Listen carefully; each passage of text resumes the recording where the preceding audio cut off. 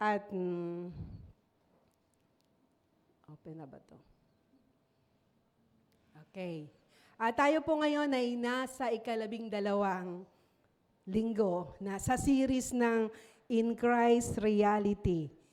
Ngayon ay tatalakayin natin ang isa pang realidad o yung katotohanan na tayo ay hindi na mahihiwalay sa Diyos. Amen po ba? Sabihin mo nga sa kapatid mo, hindi na tayo mahihiwalay. Ayan. In Christ, we are inseparable from God. Amen po. At sa pag-aaral din po natin na ito, tatalakayin natin yung tatlong pananaw na ito yung the statement o yung pahayag, the rational o yung katuwiran, at isa pa po yung the last ay yung life application na kung saan ay yung pagsasabuhay ng life application of our inseparability from God. Bakit? Dahil tayo ay na kay Kristo. At hindi po tayo mahihiwalay sa Diyos. Okay, umpisahan po natin. Okay, inseparable from God. Number 1, the statement. Ano ba yung statement o yung pahayag? The statement of our inseparability from God ay inihayag po mismo ito ng ating Panginoong Jesucristo. Sa mismong sa bibig ng Panginoong Jesucristo na ihayag ito. Ito ay nasa John chapter 10, verse 28 to 30. At ang sabi rito, and I give them eternal life. Sino po yung them? Tayo yon, yung mga believers. And I give them eternal life, and they shall never perish. Neither shall anyone snatch them out of my hand. My Father who has given them to me is greater than all, and no one is able to snatch them out of my Father's hand. Verse 30, I and my Father are one. Mismong ang Panginoong Jesucristo po ang nagsalita nito. Na sabi dito, ibinigay ng ating Panginoong Jesucristo ang maliwanag na garantiya o ipinahayag niya, I guarantee you. Di ba? Gagarantihan kita na ikaw ay hindi na mapapahiwalay. Okay. Tayo po ay ginarantihan na ng ating Panginoong Yesus na hindi na mahihiwalay sa Kanya magpakailanman.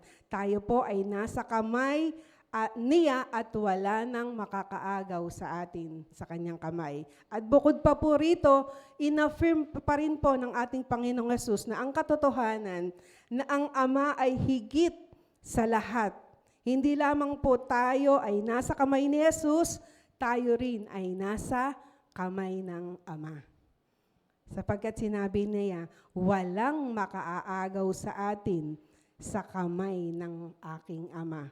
Sabi po diyan ni Jesus sa verse 30, I and my Father are one.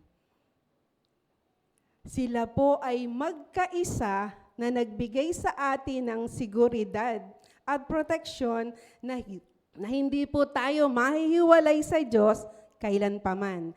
Ang atin pong assurance na hindi na tayo mahiwalay sa Diyos ay ginarantihan mismo ng ating Panginoong Yesus at ng Kanyang Ama. So wala na talaga, hindi na tayo maaagaw ni numan. Dalawa po ang kamay na may kapit sa atin.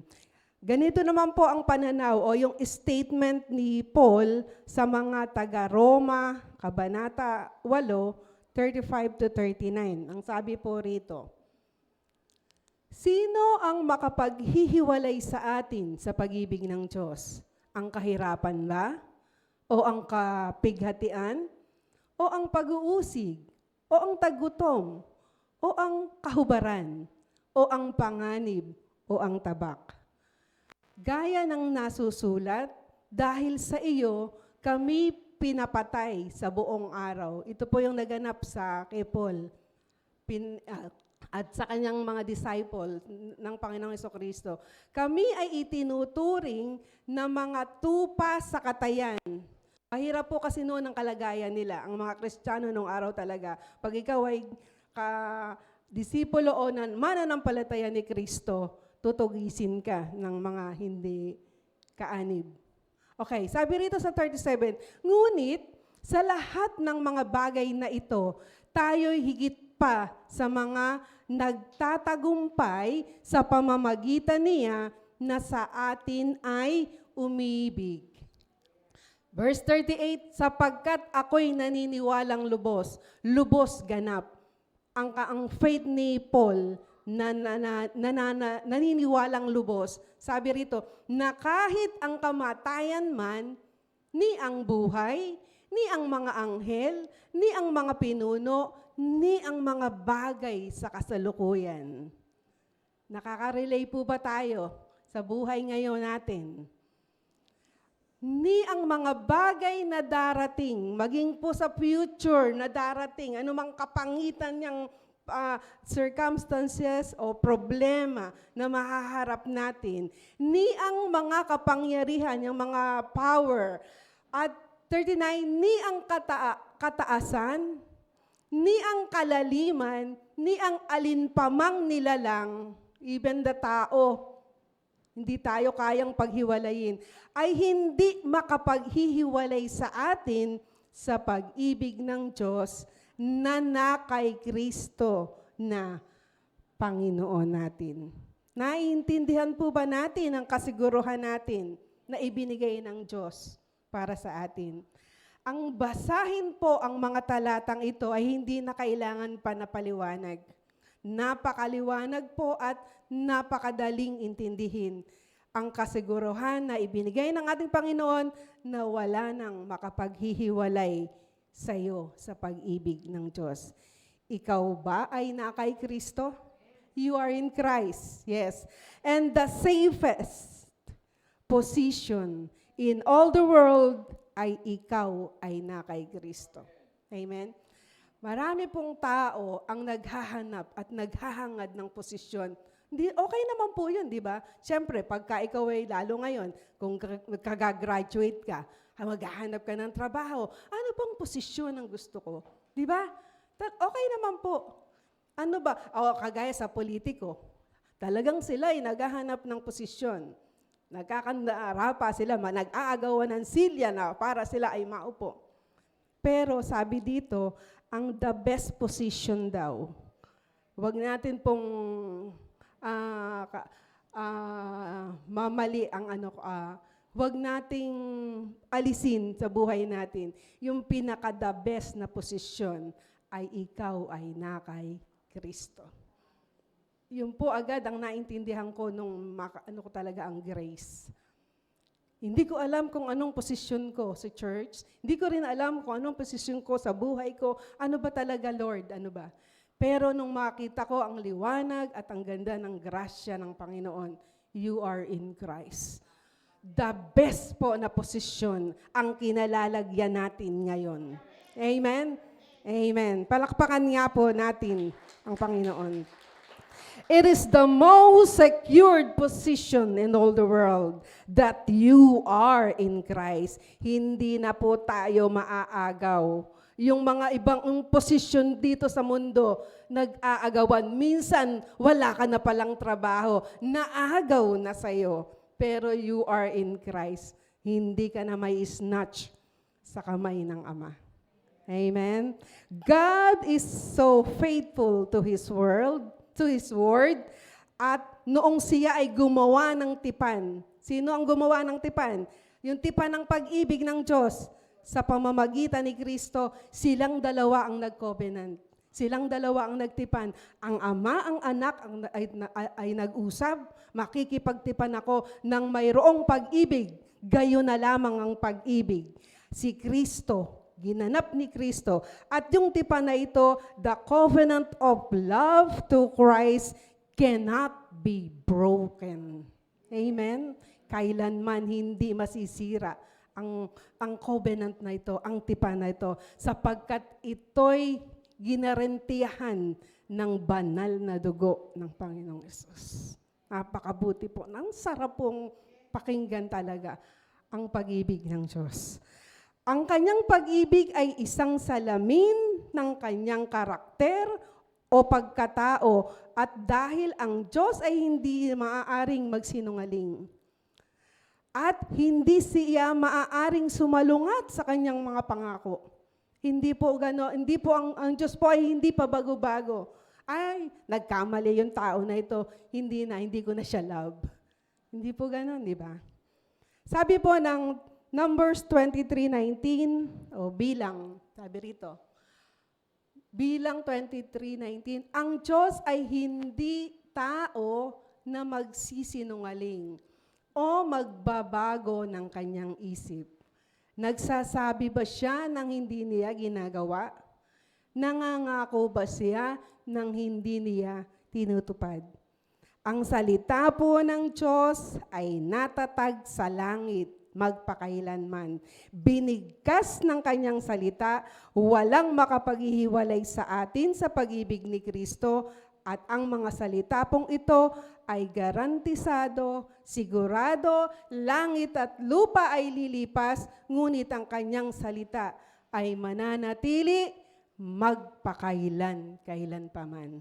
Kung kaya't ang Diyos natin na nagsabi ay tapat at totoo.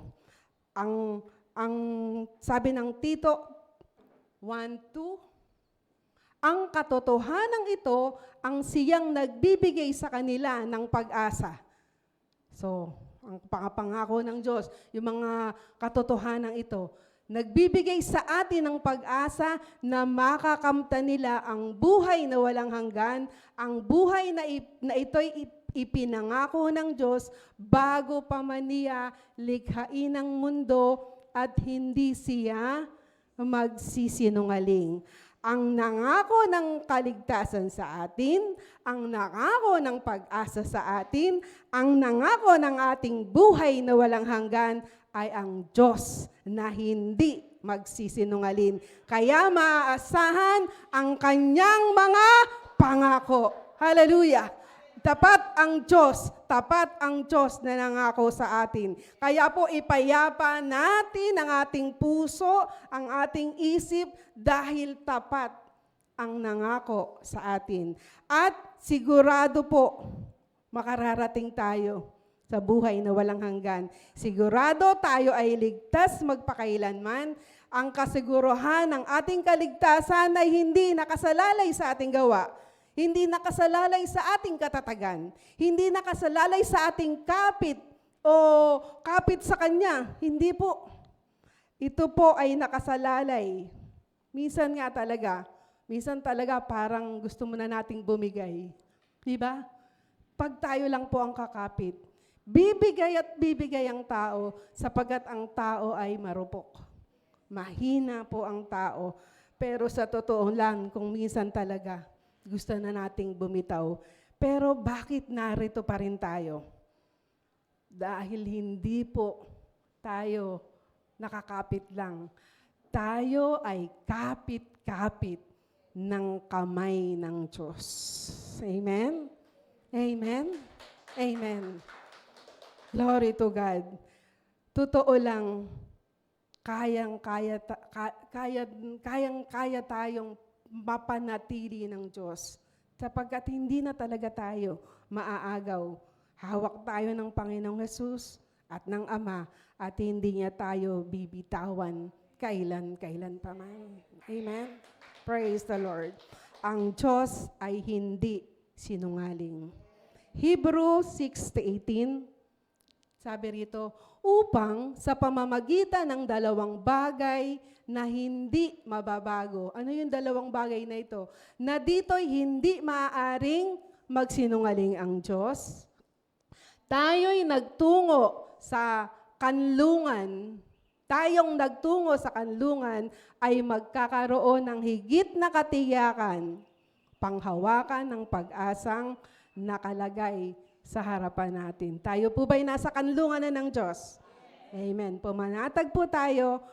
Ang Diyos na nangako sa atin ay kailanman ay hindi magsisinungaling. And then, sabi rito, God did this so that by two unchangeable things, in which it is impossible for God to lie.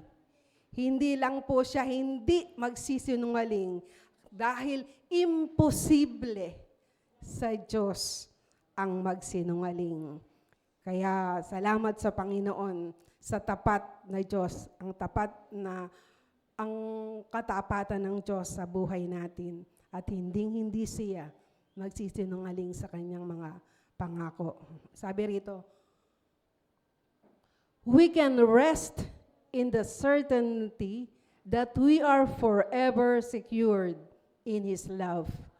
Nothing in all creation, including the great Creator Himself, can undo what He has promised. Hindi siya pabago-bago. Kung niyo yung undo, pagka tayo nagtatype, ay, nagkamali ako.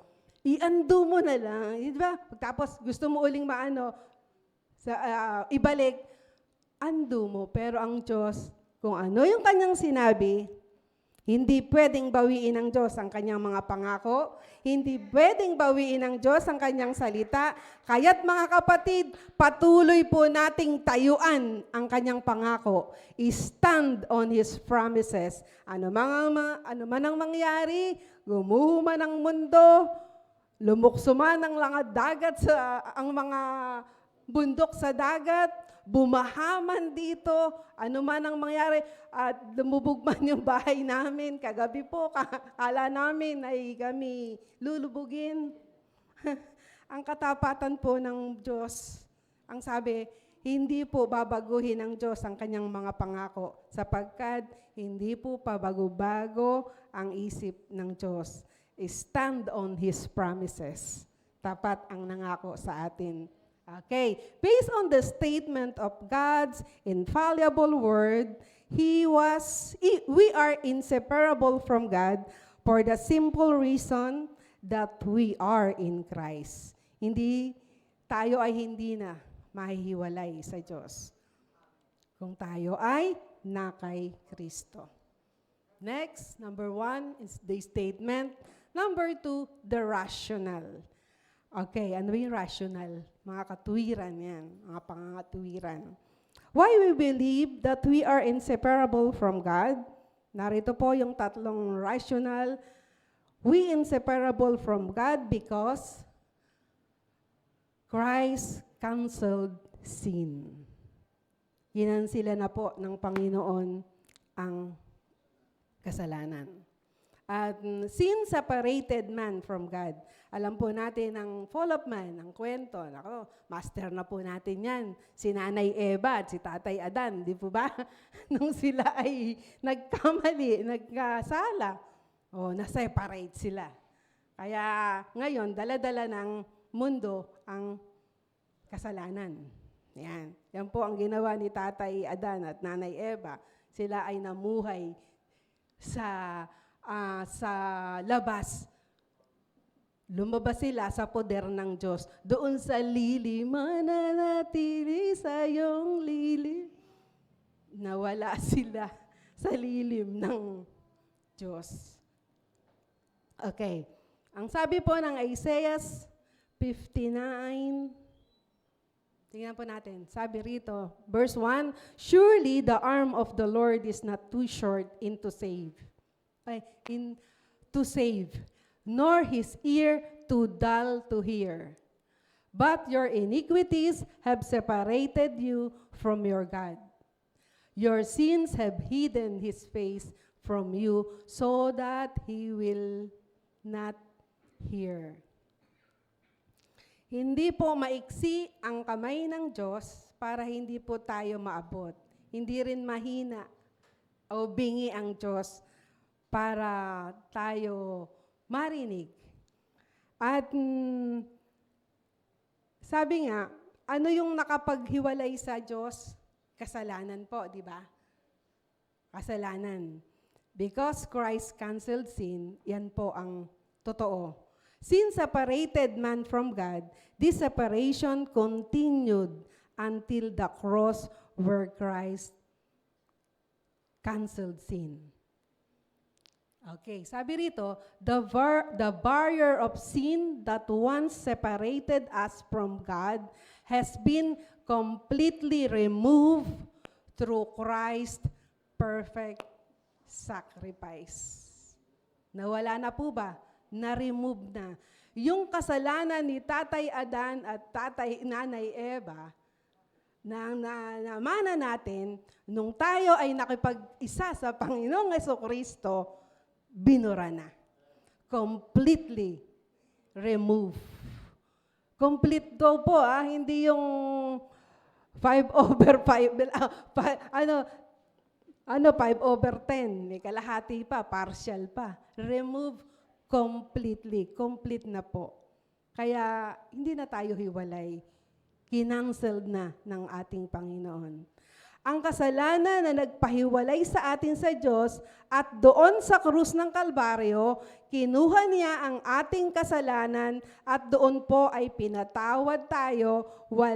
Kaya po wala nang magpapahiwalay sa atin sa Diyos because of the finished work of Christ on the cross. Ang sabi rito, on the cross, Jesus took on all our sins. Lahat po. And His words, sabi rito, it is finished. Tapos na, mark the full and final payment for sin, past, present, and future. Nung una, hindi talagang hindi ito bumabaligtad ang sigmura ko. Bakit? Bakit pinatawad ako? Pati present ko, pati future ko, tapos na, pinatawad na ako. Galing naman. Paano kung nagkakasala pa ako? Pinatawad na rin ako. Pinatawad niya. Kasi all, complete na, kinansela na ng Panginoon. Ni-remove na. Wala nang itinira. At saan niya inilagay? Doon sa kanyang dugo ang katawan, doon ipinako ni Kristo ang ating kasalanan. Hallelujah. Do you believe that po? Kung pinaniniwalaan mo ng katotohanan na ito, na sa krus ng Kalbaryo, binayaran na ng Kristo ang lahat ng ating kasalanan, past, present, and future, wala nang makapaghihiwalay sa atin sa Diyos, kaya't nagkaroon na ng security. Nothing can separate us from God anymore because sin has been dealt with on the cross.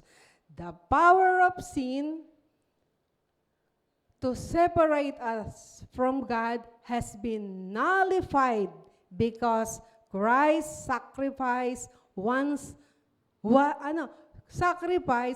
sufficient once and for all. Minsan lang namatay si Jesus, sapat na ang kanyang kamatayan, pinatawad na ang lahat ng ating kasalanan. And when we were dead in your sins and in all uncircumcision of your flesh, pati yung flesh natin, yung laman natin, God made you alive with Christ. He forgave us all our sins. Lahat ng kasalanan ay ikinarga sa dugoang katawan ni Kristo at nang siya ay namatay, binayaran niyang lahat ang ating kasalanan, anuman ang makapaghihiwalay sa atin sa Diyos, inalis na niya para magkaroon tayo ng redemption, nagkaroon tayo ng reconciliation, together again ang Diyos at ang tao, at nagkabalikan na po ang tao sa Diyos. Hindi na makapaghihiwalay pa. Wala na pong makapaghihiwalay. Hindi na sila maghihiwalay. Hindi na maghihiwalay ang tao at ang Diyos.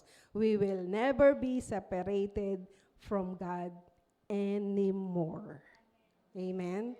Ang sabi dito, isa pa po, Hebrews 10:10, sabi riyan, and by the will we have been made holy.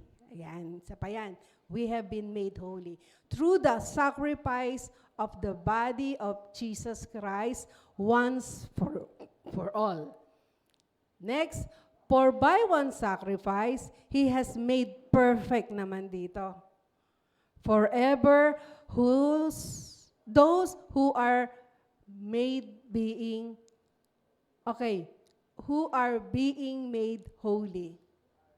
Okay, we are made holy and perfect forever because Christ canceled sin once for all, and therefore, there is no more separation. Tayo po ay ginawang banal at ganap sa pamamagitan ng minsang paghandog ni Kristo. Because Christ canceled sin once and for all, therefore, there is no more separation. Next. The rationale, number 1, because Christ canceled sin. Number 2, because Christ intercedes for us. Galing? Finished work ni Jesus dito. Tapos na yung kanyang ministeryo dito sa lupa. Pagkatapos, nasa heaven na siya, sa kanan ng Ama. Anong ginagawa ni Kristo? Nagpe-pray siya. Para pa rin po sa atin. Sa atin pa rin. Amen? Hallelujah. Hindi lamang po tiniyak ni Kristo yung ating kaligtasan dito. Siya rin ay patuloy na namamagitan para sa atin. Jesus is seated at the right hand of the Father right now, constantly and consistently interceding on our behalf. Napakabuti po ng Panginoong Hesus. Siya'y nakaupo ngayon sa kanan ng Ama. Nag-i-intercede siya. Ang sabi rito, Romans 8:34, who then is the one who condemns? No one. Wala na. Bakit?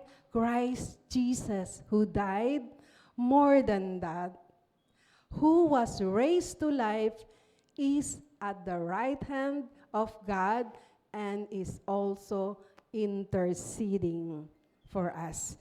Namamagitan ng Panginoong Hesus sa kanan ng Ama, meron po tayong abogado.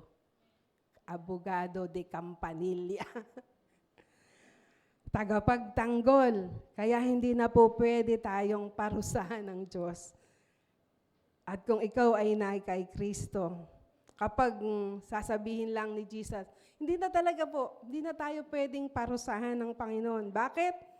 Dahil sasaluhin niyan ng ating Panginoong Jesucristo.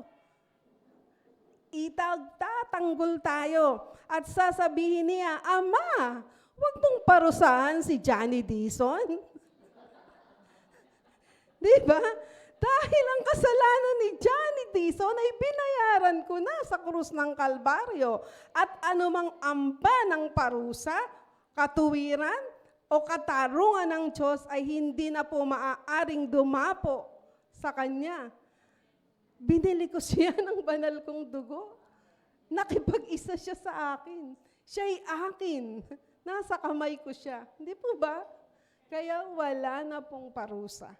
Sasabihin ng iba, pinarusahan kasi ng Diyos yung pahali-hallelujah pa yan. Tingnan mo buhay niya ngayon. Parusa yan ng Diyos. Hindi. Kakamali sila. Sapagkat wala ng condemnation. Tayo po ngayon ay hindi na mahihiwalay sa Diyos sapagkat hawak ka ng kamay ng Diyos. Amen? At mayroon pa tayong high priest. Sabi rito, now there have been many of those priests since death prevented them from continuing in His office. But because Jesus lives forever, He has a permanent priesthood. Amen? Wala na pong, hindi na siya mapapalitan. Permanente na siya. Therefore, He is able to save completely those who come to God through Him because He always lives to intercede for them. Buhay po. Buhay po ang Panginoong Jesucristo, ang abogado natin. Ang Panginoong Jesucristo ay namatay, nilibing at muling nabuhay. Kaya ang Jesus na atin pong pinag-uusapan na ito ay wala siya sa libingan, o wala siya sa kahoy, wala siya sa libingan, siya'y nasa kanan ng Ama, siya'y buhay. Amen? Siya'y buhay. Next. Therefore, He is able to save. Ito. Buhay ang Panginoong Jesus, therefore, He is able to save completely those who come to God through Him, because He always lives to intercede for them. Jesus is alive. Siya ay buhay. Buhay na buhay ang Panginoong Jesucristo. His ongoing intercession ensures that no accusation, sin, or shortcoming can separate us from His love. It protects us and keeps us eternal connected to Him. At ang sabi nga po, sure po ito, tiyak, sure po ito na kapag ikaw ay na kay Kristo, hindi ka na mahihiwalay sa Panginoon. Amen? Next, lapit na po tayo. The three rationales. Because Christ canceled sin, because Christ intercedes for us. Number 3 rationales, why we believe that we are inseparable from God, because Christ conquered death. Tinalo ni Jesus ang kamatayan. Death separates, and when death is already conquered, nothing can separate. Ang Biblia po ay nagtuturo ng 3 klase ng kamatayan. Ano po yon? Spiritual death, physical death, at eternal death. Ano po yung lang maano natin? Yung physical lang ang mangyayari sa atin. Kasi yung spiritual at saka yung eternal death, wala na tayo doon. Sabi rito, death is a final enemy that once separated humanity from God, but through Christ's resurrection, death has been defeated. Talo na po ang kamatayan, kaya hindi tayo natatakot sa kamatayan. Sapagkat ang kamatayan ay tinalo na ni Jesus. Sabi rito, 1 Corinthians 15:55, sabi, where, O death, is your victory? Where, O death, is your sting? Ano yung sting? Yung kamandag. The sting of death is sin. Di ba? Ang kabayaran ng kasalanan ay kamatayan. And the power of sin is law. Is the law. Okay. Ang sabi pa rito, but thanks be to God, He gives us the victory through our Lord Jesus Christ. How did Jesus conquer death? The sting of death is sin, and the power of sin is law. Paano po? Binura na niya yung listahan ng ating mga kasalanan na dapat tayo ay managot. At ano ginawa niya? Pinawalang bisa niya ito at ipinako. Kasama pong ipinako niya na sa katawang ng Panginoong Jesucristo ang mga ito. Sabi rito,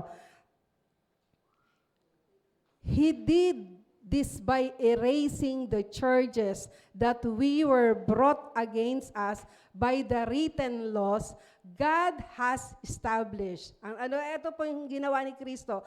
He took the charges away by nailing them to the cross. Ipinako na ng Panginoong Jesucristo. Binura na niya at ang ating kasalanan, pinawalang bisa niya ang law, at pagkatapos, ipinangako niya. At doon din po sa krus, nilupig ng Panginoon ang mga espiritong namumuno na may kapangyarihan at ipinakita sa lahat ng mga ito ay bihag na niya. Ang sabi dito sa Hebrews 2:14, since the children have flesh and blood, he too shared it, their humanity, so that by his death he might break the power of him who holds the power of death, that is the devil. At sabi rito, at yamang ang mga anak ng Diyos ay binabanggit niya, mga anak ng Diyos, since the children have flesh and blood, ang naging tao rin si Jesus upang sa pamamagitan ng kanyang kamatayan ay malupig niya ang dyablo na siyang may kapangyarihan ng kamatayan. Verse 15, and free those who are their lives were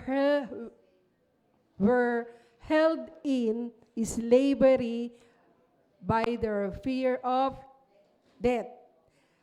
Pinalaya ng Panginoong Jesucristo sila na naging alipin ng takot sa kamatayan sa buong buhay nila. So, ibig sabihin lang po, wala na po yung nervyos o yung sting, yung fear of death. Sapagkat ang kamatayan ay dinaig na ni Kristo sa krus ng Kalbaryo. For those in Christ, death has no longer power to separate us from Him spiritually. Sa katunayan po, ang pisikal na kamatayan ay isang paglipat lamang sa buhay na walang hanggan. Itong tolda natin na ito. Kaya, we are confident. Yes, well, please rather to absent from the body and to be present with the Lord. Hindi na po tayo takot sa kamatayan. Sino po ang takot dito sa kamatayan? Hindi na po, di po ba? Hindi na po tayo takot sa kamatayan. Sabi ng Philippians 1:21, for to me to live is Christ and to die is gain. Nawala na po ang kapangyarihan ng kamatayan na takutin tayo. Tandaan daw po natin, ang mga tao na takot sa kamatayan ay hindi handang mabuhay. Sapagkat araw-araw kang matatakot, baka ikaw ay mamatay. Hindi po tayo natatakot mamatay. Meron po akong i-share. Panaginip po ito. Hindi naman ako,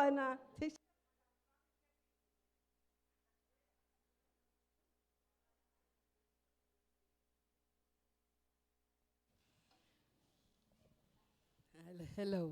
Sabi, nakasakay po kami sa bus. Si Sister Dulce. Basta magkakasama tayo eh. Si Brother Nestor, may dala tayong baril. Parang gero eh.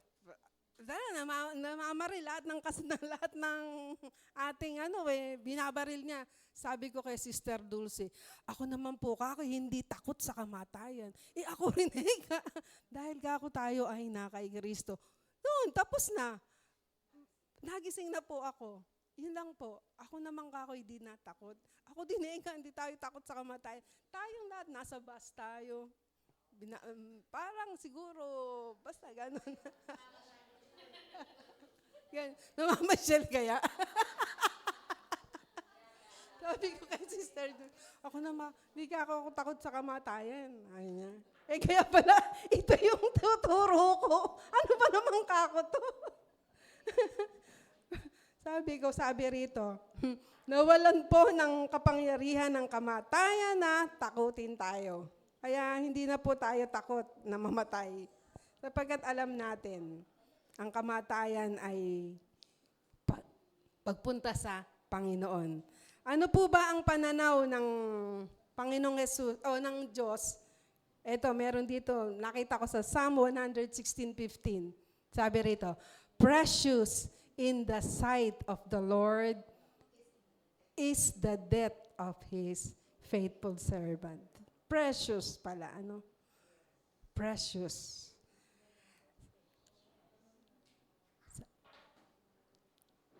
Uy, nawala. Ayan. Sabi rito, death for those in Christ is not a separation from life, but rather a homecoming into the presence of the Lord. Homecoming. Homecoming. At meron po ritong verse ng, kilala niyo po niyo si Esteban, si Mang Teban, di ba? Siya ay faithful na missionary. Sinashare niya yung gospel ni Jesus, ang sabi rito. Doong siya ay pinukol at hanggang sa mamatay.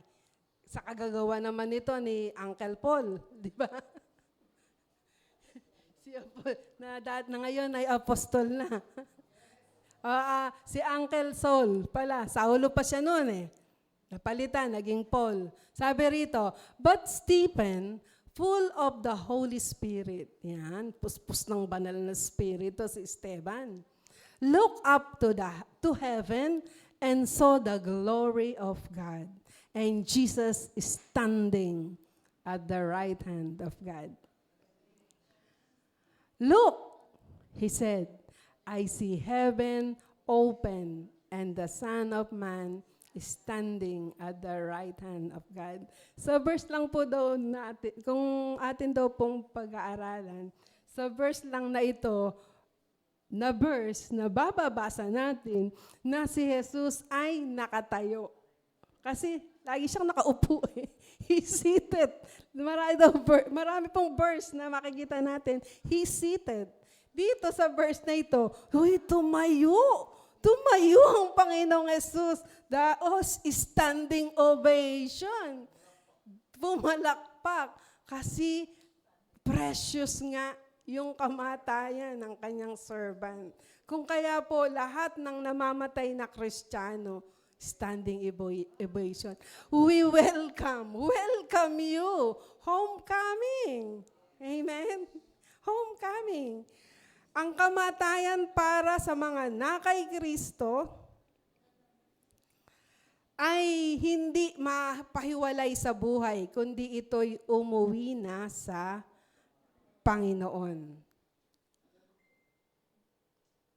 Christ's victory over death ensures that nothing, not even physical death, can ever separate us from His love.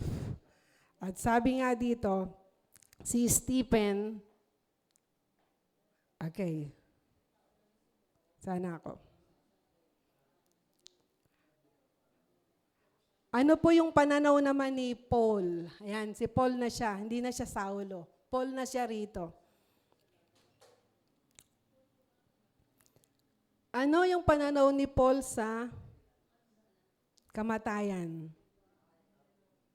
For I am ready being poured out like a drink offering, and the time for my departure is near. Yung pong departure dito, yung pag-alis, yung pagkamatay niya. Alam na po ni Paul yung kanyang oras. Nararamdaman daw po pala yan eh. Yun daw pong mamatay, nararamdaman niya na kung talagang oras na nila. Yung mga namamatay, may timbre na. Tinitimbrehan na pala tayo ng Panginoon. Wag naman po yung pakiramdaman, ha? Wala pa naman eh. Hindi ba naman? May timbre na ba? It's about to go na ba? Oh, wag muna. Don't let go. Marami pa tayo rito papasyalan. Joke. Masaya pa po tayo rito, di ba? Wala pang timbre, di ba? Kaya po, habang di mo pa nararamdaman, huwag mo munang pakiramdaman. Minsan po talaga, pag hinang-hina ka na, yung nanlalambot ka na, Panginoon, bahala ka na po sa kanila. Minsan ba gano'n? Namamaalam. Naku, alam na alam po yan ni Pastor Parjin. Yung pong misa ni asawa ko, nilagnat. naku, just nasemplang. Siyempre, maga ang katawan, no? Hirap. Bahala ka na. Sapukin ka ako kita. Pinapakiramdaman. Wag naman. It's not time to go. Diba? Pero po, habang it's time to go ba na ba? Hindi pa naman eh. Pagka it's time to go na, may peace daw po. Inihanda na yung puso natin. Handa, tiklupin mo na yung damit mo. Di ba? Please don't go muna. Mag-aaral pa tayo. Magpapakadalubhasa pa tayo sa grace. Sabi rito ni Paul, malapit na yung nararamdaman ko na oras ko na. Kaya si Paul, alam na niya, may timbre na eh. Tinimbrehan na siya. Ano ba nangyari kay Paul?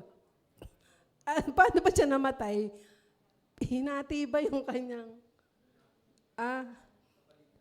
pabaligtad, pakrus, pabaligtad, ganon siya. Kaya alam na niya, siguro may nagsasabi na sa kanya, nung nasa kulungan siya, malapit ka na. Hallelujah. Masaya lang po ako dito. Sabi sa verse 7, sabi rito, I have fought the good fight. I have finished the race. I have kept the faith. At pag di ka pa time to go, di pa tapos ang takbuhin mo. Kanya-kanya po tayo ng lane na tinatakbo. Kung gusto pong maglakad, sige, lakad lang. Huwag kang tatakbo, baka mapagod ka. Madapa ka. Naputok. Diba? Unti-unti lang, hinay-hinay lang. Baka mapagod ka. Kasi si Paul, alam na niya yung finish line na. Pagka siya ay, ibig sabihin, malapit na eh. Alam na niya. At enjoy lang po natin ang journey natin dito sa buhay natin. Enjoy our family, our kids, our husbands. Nako. Kung wala akong husband, enjoy mo yung sarili mo. Di ba? Enjoy mo yung sarili mo. Huwag kang makakapag-stress. Dahil ang Diyos ay hawak ka ng Diyos. Amen. At salamat sa Panginoon. At kaya ngayon na hindi pa po tapos yung takbuhin natin, mag-enjoy tayo sa pagtakbo. Hinay-hinay lang po sa mga senior. Enjoy natin ang blessing ng Lord. At enjoy tayo every day.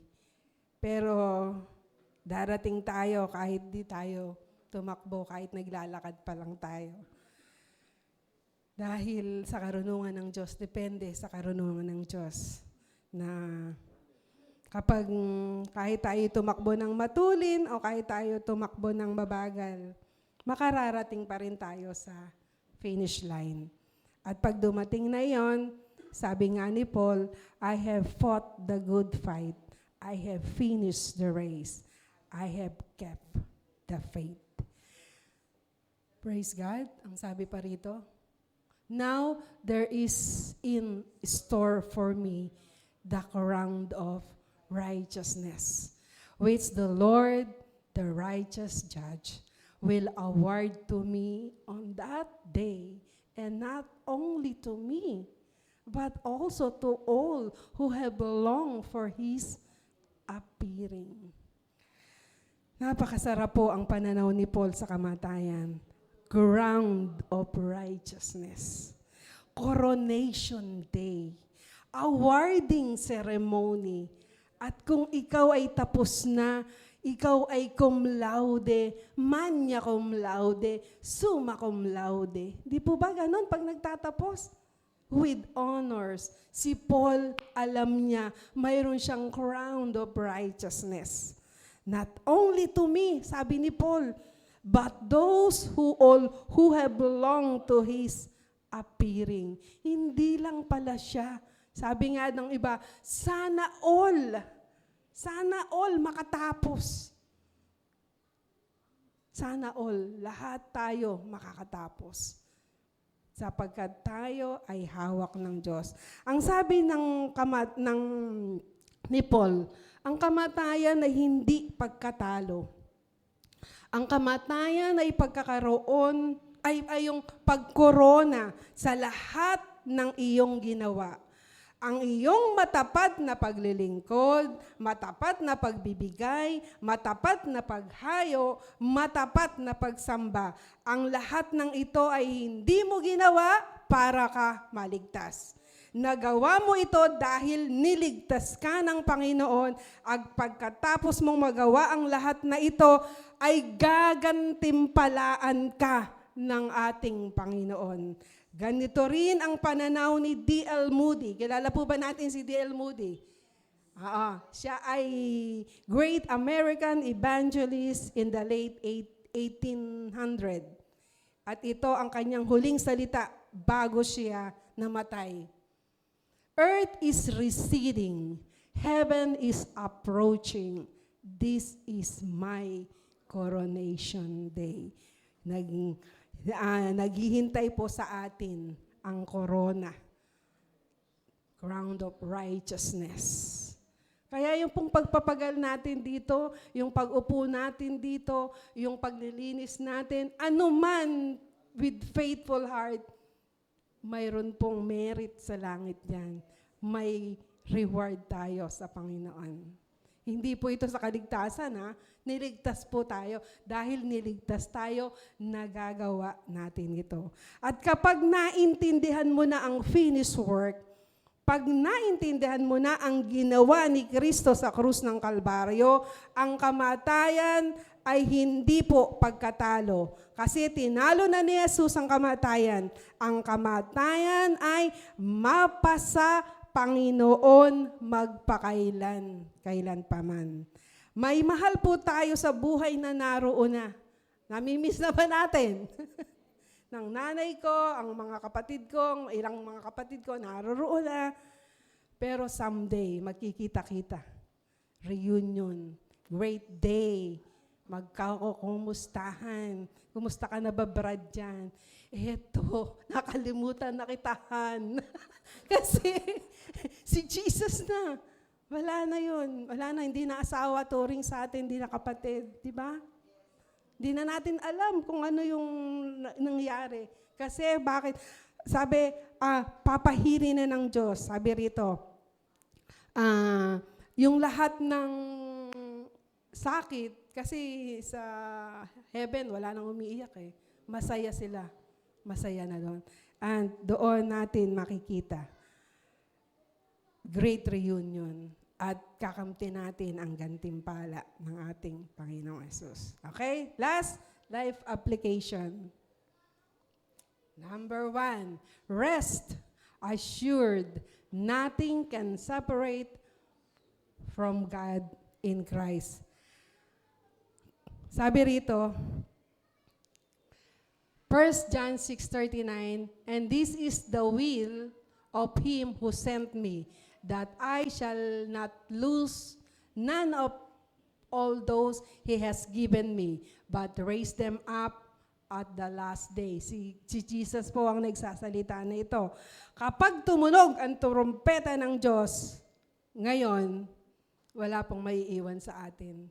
Hindi po totoo yung ewan ko, kasi dun sa mga nakakikita natin sa palabas na yung pastor na iwan. Kawawa naman. Di ba sa rapture, pag tumunog ang trompeta, di ba? Sa pagtunog ng trompeta, si Jesus ay darating na. Sabi nga na, kukuhanin ang mga na kay Kristo. Naiwan yung pastor. Wala siya kay Kristo. Pero, ang full grace, alam natin, yung mga tayo po, na naniwala, nanampalataya sa tinapos na gawa ng Panginoong Yesus. Dadagitin tayo ng Diyos, walang maiiwan. Amen po. Okay, next is Rest in God's complete forgiveness. Since Christ canceled your sin, let go of guilt. Let it go, sabi nga. Let it go. Let it go. Lahat ng guilt, lahat ng bitterness, lahat ng resentment, let it go. Alisin na natin po yan. At ang sabi nga, trust that you are completely forgiven. Live free and move forward in His grace. Dahil kinansila na ni Kristo ang ating kasalanan at pinakawalan na niya yung kasalanan, pakawalan na rin natin lahat ng mga bagay na hindi maganda na nararamdaman natin.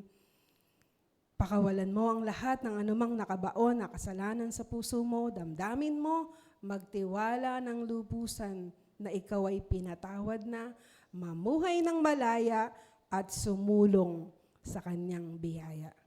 When you feel guilty, remind yourself that in Christ, you are completely forgiven. Number 3, rest knowing that Jesus is praying for you. Lagi po yan. Hallelujah. Sarap po Wala po tayong dapat ipangamba dahil si Jesus sa tabi ng Ama ay nananalangin para sa atin. Sabi nga ni Jesus, I pray for them. Tayo po yon, them ha. I am not praying for the world. Hindi niya pinagpe-pray yung mundo. Yung tayo po. But those who have given me, for they are yours. My prayer is not for them alone. I pray also for those who will believe in me through their message. Tayo yun, di ba? Lahat ng naniniwala at maniniwala pa sa tinapos na gawa ni Kristo, pinag-pray na po iyan ng ating Panginoon. Number 4, last, rest in the truth that in Christ, no more death and separation. Biniro na po sa bokabularyo ng kamatayan ng mga anak ng Diyos ang takot sa kamatayan. Ang tawag po sa kamatayan ay homecoming, coronation day, awarding ceremony. Ang tawag po sa kamatayan ng mga Kristiyano ay natutulog lang. Di ba? Hindi mo sasabihin goodbye, kundi good night. Tulog lang. Di ba? Pag goodbye, doon ka sa ilalim. Sabi rito, Jesus said to her, I am the resurrection and the life, that the one who believes in me will live, even though they die. And whoever lives by believing in me will never die. Do you believe this? Yes. Amen. Next, ang sabi rito,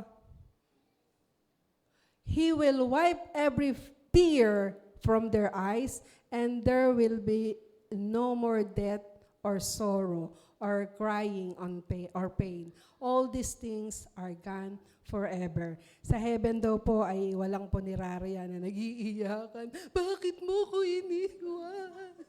Hindi pa ako handa. Di ba? Wala po. Pinapahid na ng Lord ang lahat ng tears, lahat ng pain, wala na, nakalimutan na nila yon. At ang sabi rito, all these are gone forever. Wala na, mawawala na.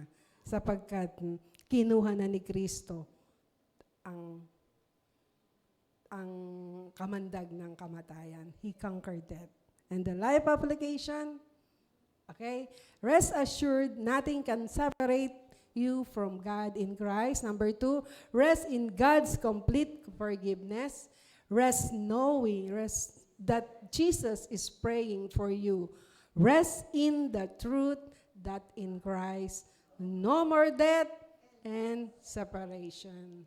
And the big idea is, in Christ, we are inseparable from God. Glory to God. Palakpakan nga po natin ating Panginoon. Amen.